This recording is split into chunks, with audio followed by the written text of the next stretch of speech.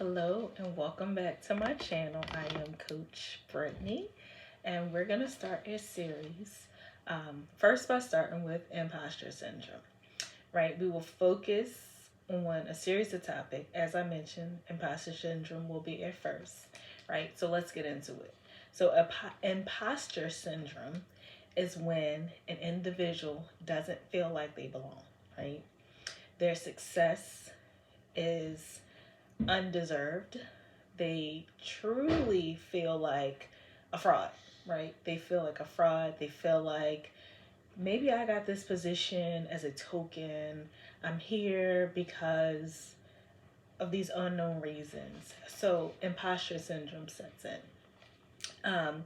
They don't feel competent for the job. And at times they feel like people will find out that they are not the right person for the job or the role. And it creates a level of doubt, self doubt, a lot of getting in your own way, staying in your head. And some don't feel qualified. And they don't feel like they can be their authentic self. And we know how important it is to be our authentic self, especially at times like now, right? We want to be our authentic self.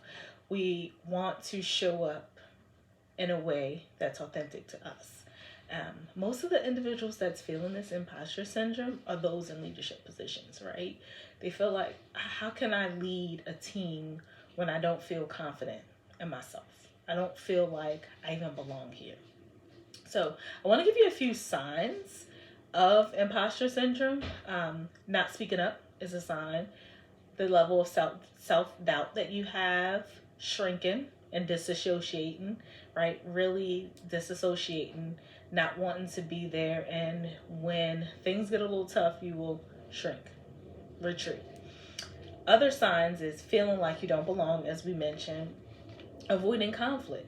Avoiding conflict is a big thing, especially in the workplace. And unable to accept praise, right? It's often that you hear people get accolades and people tell them how well they're doing, but this person feels like, you know what, I can't accept that praise. Or they give that praise to the team and to others, right? Because they feel like they don't deserve, right? But it's a mindset, right? It's a mindset that we take on. It's things that we feel. It's things that we may have grown up, saying, be humble, be thankful when you get a role, right? And so those mindsets can help to shape what may or may not be imposter syndrome for some. So we're going to start with shrinking, right? If you go over to the community post, there's a imposter syndrome bingo. And so there'll be other topics, and I want you to go over, take a look at that, and start marking off when you feel like that, right? In your current role, do you feel any of those, right? 3 or more is what I'm looking for so that we can continue to have the conversation and you can continue to find ways to move forward. So, as mentioned, we're going to start with shrinking. What is shrinking? Shrinking is when you don't respond. It's when you retreat. It is when you're in a meeting, something happens and you just shut down. And you're like, I'm done. I'm not saying anything. Shrinking is also when people say, what's your opinion of something? And you're like, I don't have one. Although you do, right? Or you feel like if I say something, it's going to create conflict. And I want to avoid that conflict, right? And you see how all of these start to go hand in hand with one another. So, quick story time. When was the first time that I felt like I was shrinking? I would say when another leader pointed it out. I didn't know what shrinking was at that time. What I knew was I just didn't feel like dealing with the drama. I had stuff going on at work, had stuff going on in my personal life, and I felt like I did not have the capacity to deal with it. And that leader said, I notice when you get into certain meetings, you have something to say, but you don't respond. You don't say anything. And so for me, I'm like, no, I'm always talking, right? I'm always speaking up. And what I started to do was observe my behavior. And I did observe that there were certain things being said or certain individuals that would say something. And I'm like, I don't have time for this today. And once I noticed that, I started to not retreat. I started to watch my body language. I started to watch how I was responding so that that person didn't think I didn't belong. I knew I belonged, right? So let's be clear about that. But what I noticed was I was shrinking and I was retreating. And that allowed someone else to step in and make comments, right? Because I wasn't saying anything. It showed the room that my body language showed the room that I had disengaged. I wasn't paying any attention. Although I just had to figure out how to hold myself together, right?